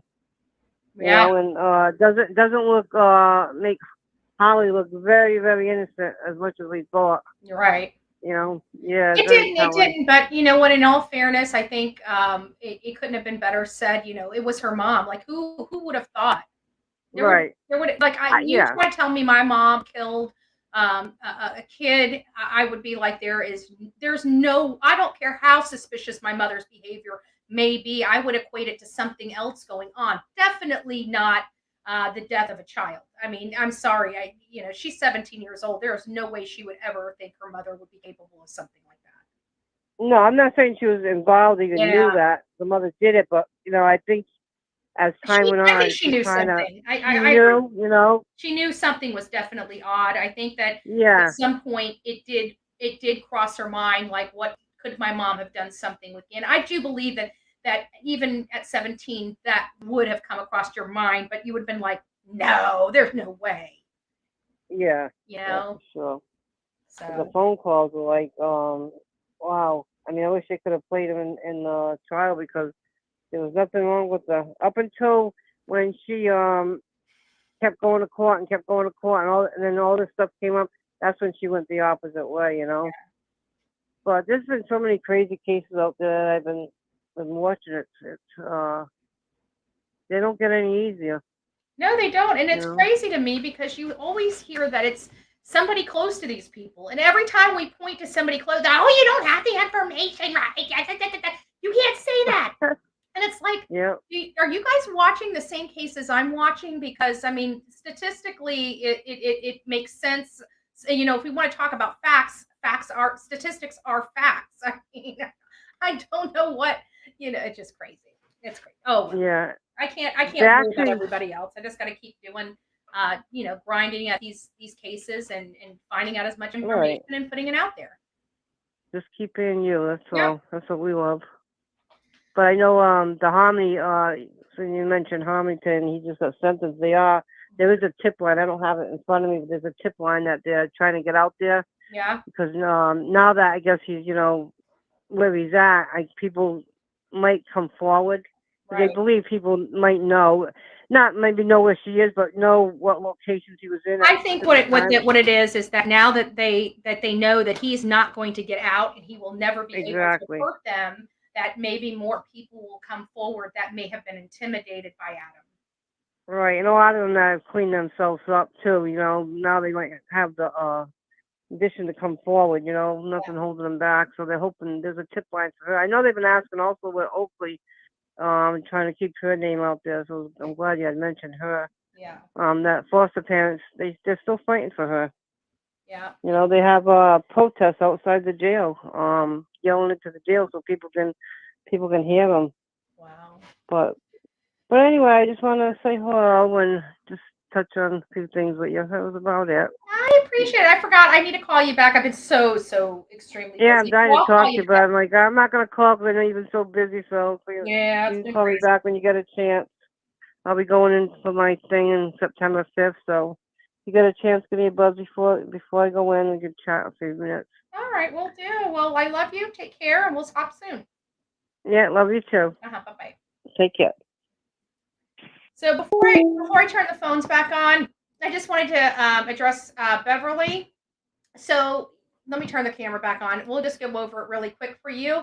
And for the new people that are joining in, yes, we did go over it. And basically, let me see if I can get back to where I was. Basically, it was discussing, let me share this. I'm not sharing. And I'll go back and share it. So basically, we were discussing the cars and the quality of imagery because for the last few days, I had been explaining here on the Bullhorn Betty channel that this is a major concession. You know, people I think, are discrediting the concession that was made by the defense. They are putting Bryan Kohberger in that vehicle. That means that they have some substantial and credible evidence in their possession. That means the state had it and handed it over to the defense, and the defense is now reviewing it and now knows beyond a reasonable doubt that the state can place Bryan inside his car driving around at night as per the probable cause affidavit. So they got the transcripts from the grand jury, so they have an understanding of what was asked of the witnesses, what witnesses were on the stand, what those statements and testimony was from those witnesses. And so then now they have evidence. They have 51 terabytes of videos and other stuff. They have the grand jury transcripts. And now they're conceding that Bryan Kohberger was in his car driving around by himself late at night all alone. This is a huge concession. So there was a creator or a tweeter on Twitter by the name of Scarlett O'King. And so she's been doing monitoring this particular case for some time. And so I'm a member or a subscriber to her Twitter feed. And so she was also discussing about the quality of images. Now, I know that we have previously discussed the quality of imagery on here. But then I went over to the state cameras, the traffic cameras, the cameras that are seen all around Idaho, and just to review the type of quality of the imagery that they have. And it's pretty stinking clear. It's pretty stinking clear. So we're going to do a live, not right at the moment, but we will be doing a live either tonight, not tomorrow night. I got too many things going on tomorrow. But either tonight or Thursday night, we'll do a live in the evening and check these cameras to see the quality of imagery at night for each and every one of you. But these and see what kind of quality their night camera vision, their night vision cameras, how those quality of those images. But the daytime images on these traffic cameras are definitely, without a doubt, superior. They are of high quality imagery. So that just, that just really brings me back to Bryan Kohberger and the concession that was made by the defense, putting him now in that car, physically linking Bryan Kohberger to his car and his car driving around in those early morning hours. That I'm telling you, that's a huge concession. And it tells me, it screams to me that they have credible evidence that's going to place them in that car anyways. There's no point in arguing about it. You might as well just concede. It's a dead avenue to try to argue. That's how I'm seeing it. Oh, and then Connie, good morning, love bug. I think I seen you try calling in. So I'm going to go ahead and put these phones back on real quick because, again, I haven't had an opportunity to really chat with you guys lately. There's been a lot of stuff going on. So I promised you guys yesterday that I was going to designate a significant amount of time of this show just to hear from the audience about the cases that we were going to be covering. We will be back here later tonight because we still have to go over the timeline of Rex Heuermann And I don't have the time to do that today. But the phones are still open. If somebody would like to call in, I'm only going to be leaving this phone open for 1 to 2 more phone calls, and then we're going to go ahead and do our exit out, and you guys are going to have a wonderful day. So let me just check a couple things here with my mod squad, make sure that I'm not missing anything inside of. Okay, so Van Lady, thank you. God bless you for gifting 1 Bullhorn Betty membership. If you received that Bullhorn Betty membership from the Van Lady, please don't forget to tell her thank you. God bless you. I missed that. Excuse me. We also have Skittles. Skittles also donated 1. I just saw this pop up, but it didn't ring. Excuse me. I don't know why I'm coughing so bad right now. So Skittles, thank you. God bless you for the 1 membership. And for whoever received that great membership from Skittles, don't forget to tell her thank you. Is that Mama Bullhorn in the house? Oh, you caught me with food in my mouth. Of course I did. Of course I did. Good morning, everybody, or good afternoon, wherever you are on this. No, it'll all be morning unless, oh yes, right now on the planet, because we have it. Sean. Mm-hmm. I said Sean's across the pond, and I yes. And yesterday I'm like, oh, across the street. It's almost evening there. Yeah. But I just wanted to compliment you on your hard research. And I know you've been working so hard trying to do your research. Yeah. But I'm excited. All my kids, all my children are going to join me at the beach next week. Yay!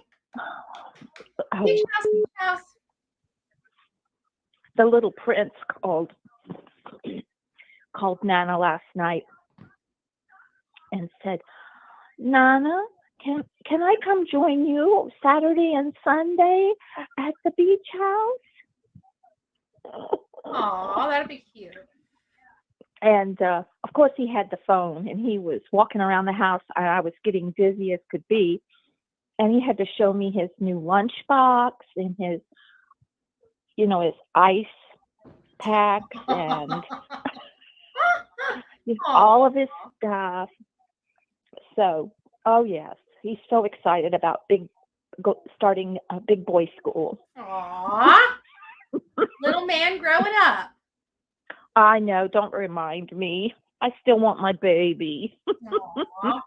It happens. But look at you. You used to be my baby. I used to be your baby, and then that little brat kicked me out of my spot, tipped my tiara. Oh, I still don't like that little brat, by the way.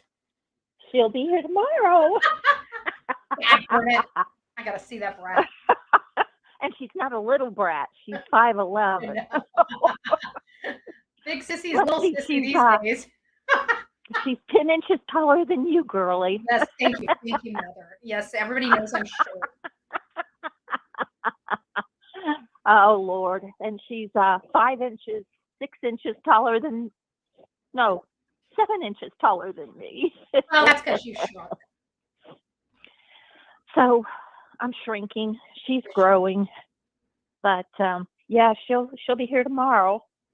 Well, I've got the dental appointment that I'm gonna go to church, and then on my way back from church, if I'm not completely utterly exhausted from the dentist and church, then I'll try to swing by at least for a few minutes. If not, then I'll just have to swing by sometime Thursday or Friday. To tell you the truth, she'll probably be sound asleep. I know, right? Because knowing her, she'll be up all night tonight packing. And then she has to go to Baton Rouge. Don't be telling her. Don't. That's too much information for social media, Ma. Mm-hmm. But all right. Yeah.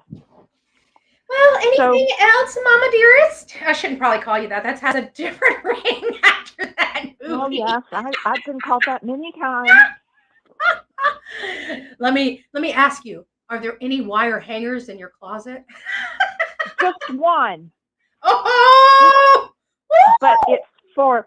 I'm not kidding you. It's for cutting in case William locks the bedroom doors. Oh, you gotta have one wire hanger to get in. Uh-huh. I gotcha. All right, Ma. I love you. I love you. Oh. Love everyone. Have a good day. Bye-bye. All right. I got enough time for one more phone call. Actually, I'm turning the thing off. I know who I want to call. Hold on a second. I know who wants to speak. Who wants to speak to me? I'm calling you back. There we go. It's Connie. Connie, I'm calling you.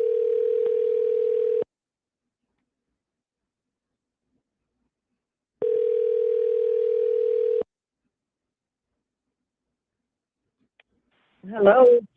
Well, hello, beautiful lady. How are you? I am doing well. What's going on with you? Well, we are on our way. You are We left at awesome. we left at 4 o'clock California time this Gotcha. morning. So you're going to be coming to.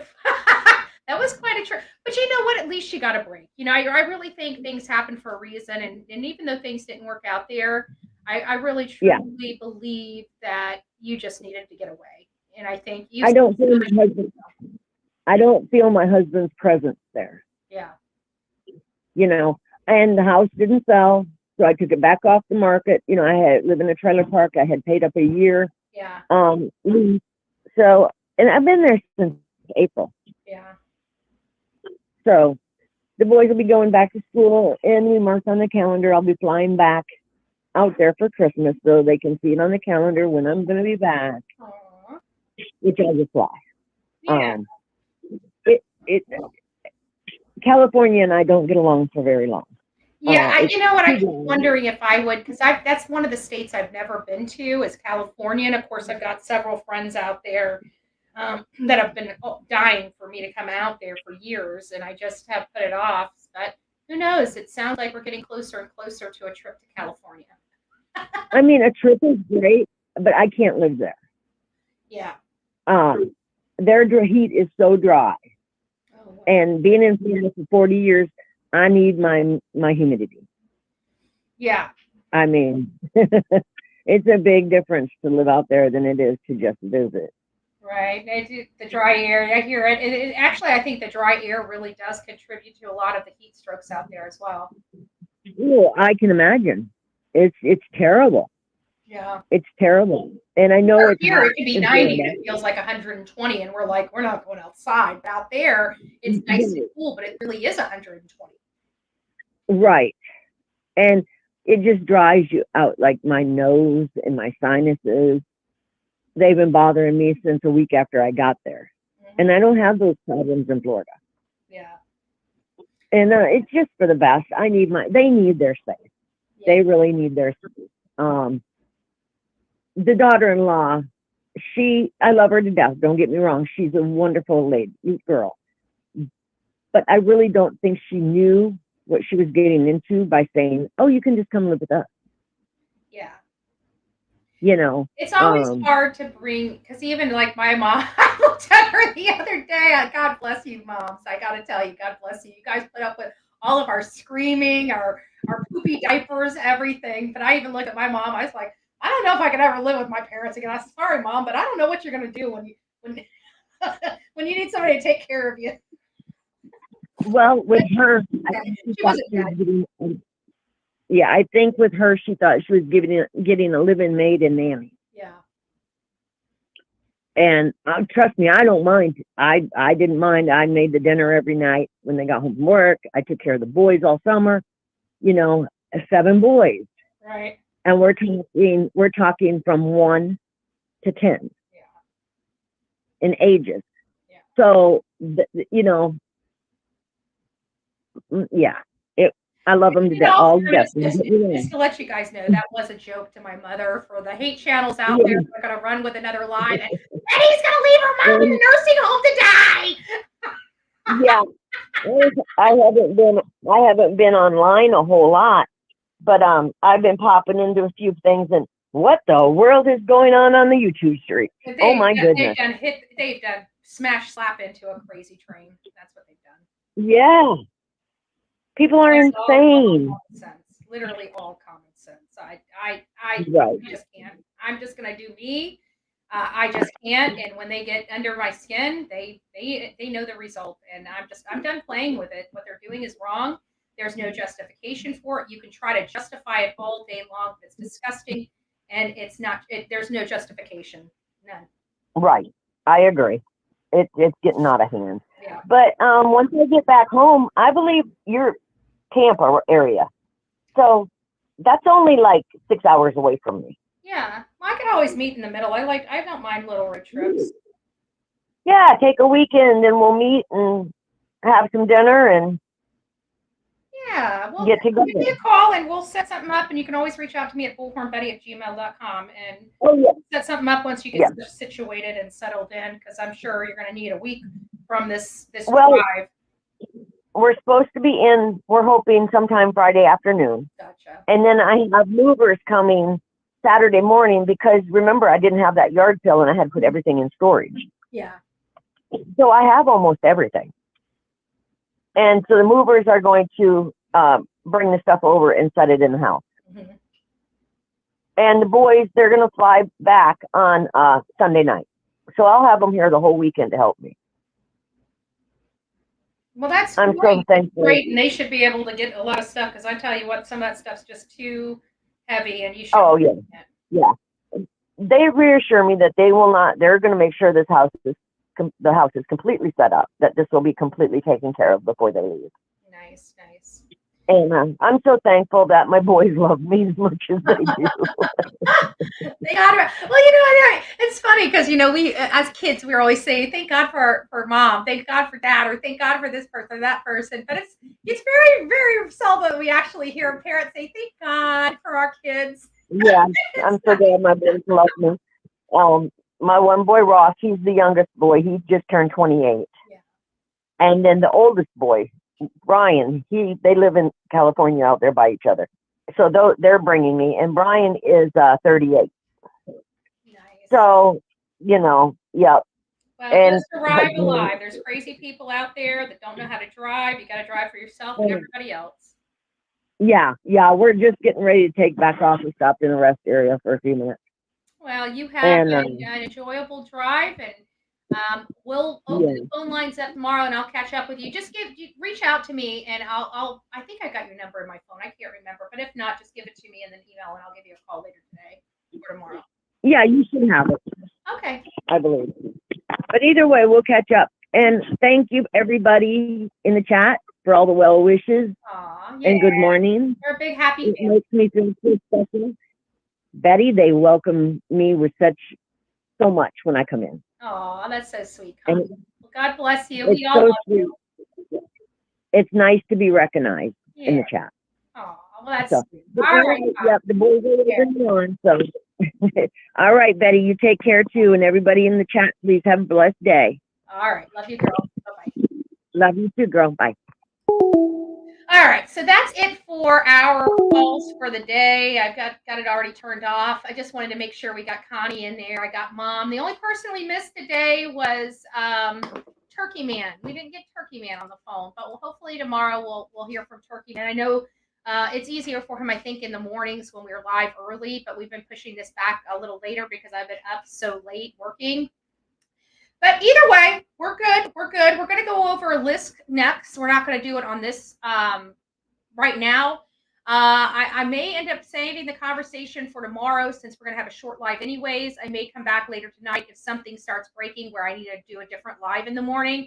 The work's already done. It's just, you know, figuring out where to stick it. But I do want to go over lists. I want to go over his time frame and everything like that. So everybody, have an amazing Tuesday. God bless each and every one. Go rock out your weekend. Don't worry. Tomorrow is going to be Wednesday as we slide into our weekend. And we've got a lot of good information coming back on some major cases. Bryan KOHBERGER, Rex Heuermann. We're also getting some new information on new cases coming out, and one that we did not go over or have time to really go over today is Jamie Lee Komorowski. Komorowski, I think is how you pronounce her last name. And she was the DUI driver that killed the lady that was just wed that day. The bride, the newly married bride, she was killed. And so we've got some jailhouse phone calls we were going to go over and stuff like that, but we just ran out of time because I really wanted to open up the phone lines and make sure that we had what we needed here. So I hope the equipment worked well today. We have this handy dandy, I don't know if you guys can see it. We actually got a speaker now, a microphone. Pull that back down, pull it back up. And so we've got, I don't know if you guys can hear me moving it. Sorry about that. So we got a new microphone. We've got a new yeah,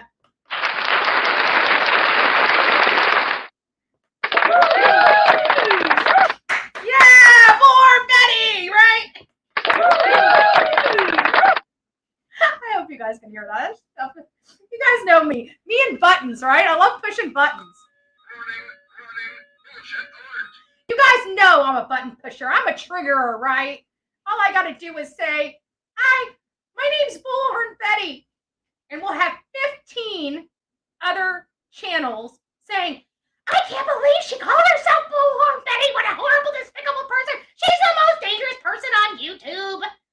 I'm not the most dangerous person on YouTube. I think right now, a baby killer or, somebody that treated their child completely despicable while they were alive, such as Don Wells and Candace Bly, would probably be more up there on the horrible, despicable people of YouTube than, say, Bullhorn Betty that kind of just uncovers and exposes those types of animals, right?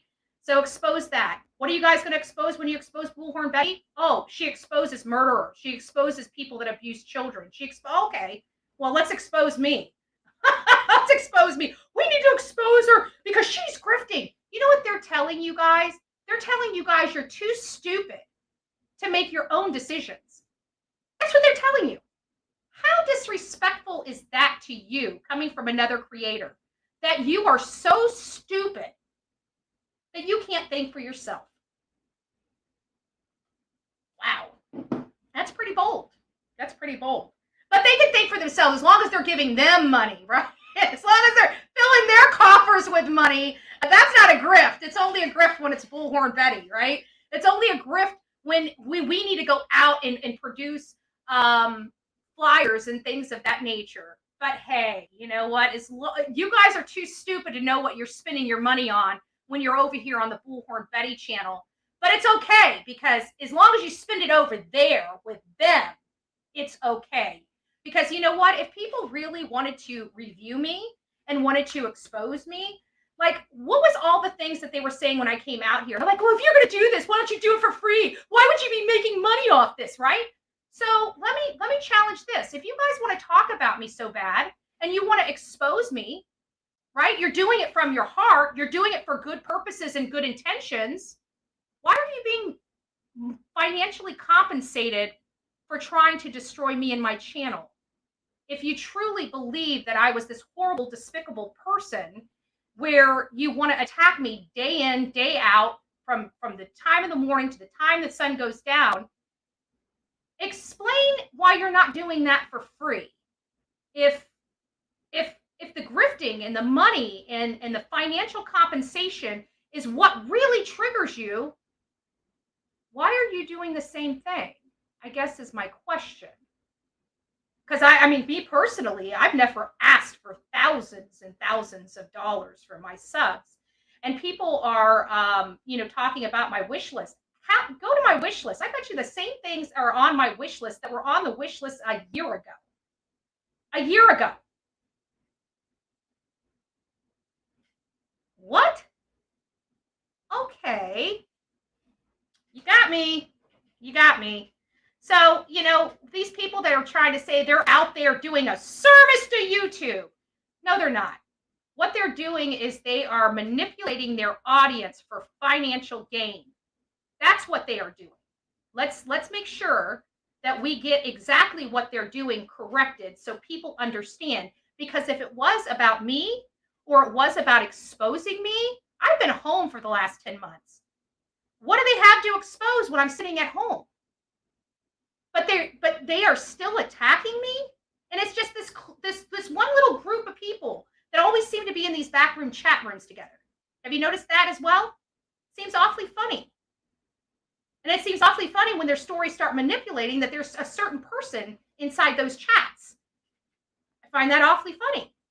So if you're really, really wanting to expose me to do a service to your audience, why are you making money off of it?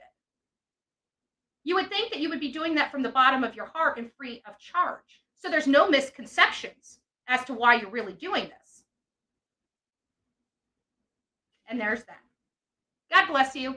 Have a great day. Be easy on these streets.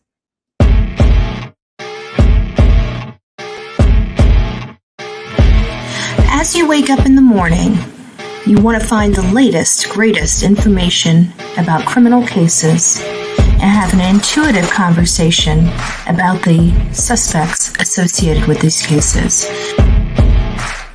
Head over to the Bullhorn Betty channel on YouTube.